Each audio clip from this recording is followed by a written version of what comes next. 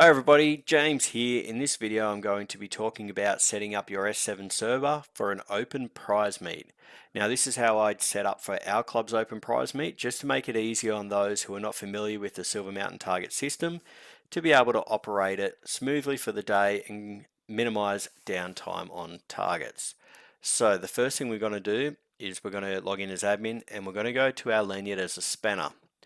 This is where we're going to create our event.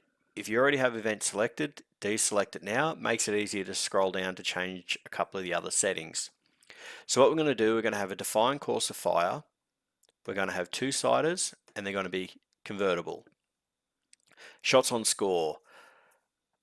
I prefer to have this as open-ended or undefined. That way it doesn't matter if you're having 10 or 15 shot matches or chopping and changing. This just makes it easier on the admin not having to change that and make sure they've changed it correctly before starting that stage, say moving from a 10 to a 15 shot match. By having this undefined, it just means the scorekeeper can save the string at any number of shots, and it just makes it a little bit easier. That way, if you also have an extra shot on target, instead of them having to go through and delete, they can just ignore that score. The shooter can continue on shooting and they can save the string when they're done.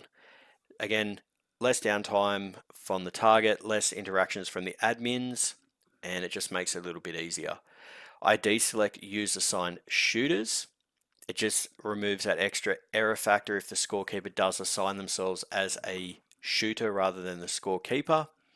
We don't worry about the shot delay for F class. We don't want to hide the speed. We want the scorekeeper to manage strings, and we want users to be able to assign themselves to the strings. So now we're going to create the event.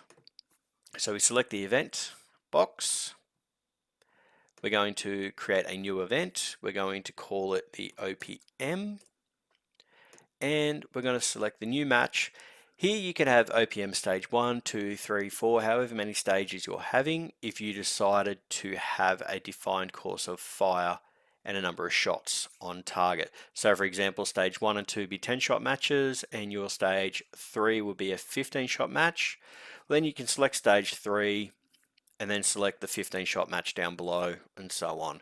I'm just simply going to call this the OPM to make it easier, and then I'm just going to have the stages we're shooting. So we're only going to shoot a 500 yard stage and a 600 yard stage.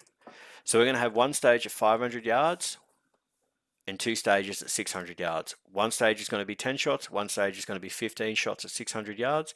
But doing it this way means I don't have to change anything between stage 2 and 3. So we're going to go to 500 yards. We're going to select this box here that says AU 500 yards and hit OK. This has now changed all our target faces on all our targets to 500 yards, so we're ready to shoot. When it's for 600 yards, you simply come through, select 600 yards and do the same thing. Now all target faces are changed for 600 yards and you're ready to go. It just simplifies it, makes it easier for the admin, makes less work for the day for them. So now we're going to show you what happens when the scorer logs in. So we'll log in as a scorer. And this is what the scorer has to do. So they can't actually select Iron or F class yet. They have to assign themselves as the scorekeeper first. So they tick the scorekeeper box and hit OK. This simplifies it. It removes that error factor, like I said, of them accidentally assigning themselves as the shooter and then the admin having to go and rectify this. So now you can see that they've assigned themselves as a scorekeeper. They can now select F or an iron shooter. So the shooter starts shooting away. You can see we have the option to convert siders if they wish to convert.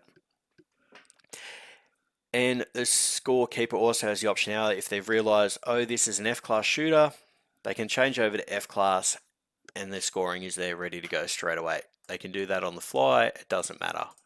And you can swap and change between if you wish, but you shouldn't have to once you've defined them. And then once they've got their 10 shots on target, you can just save the string. You also have the option if a stray shot does come in on your target, you can select that stray shot and you can delete it if you wish.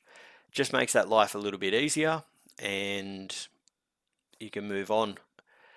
Once the shooter has finished, you simply save the string. Now, this is where I would get the scorekeeper to save the competitor's number for the day. So for example, if this competitor is competitor number 15, simply type in 15 and hit save.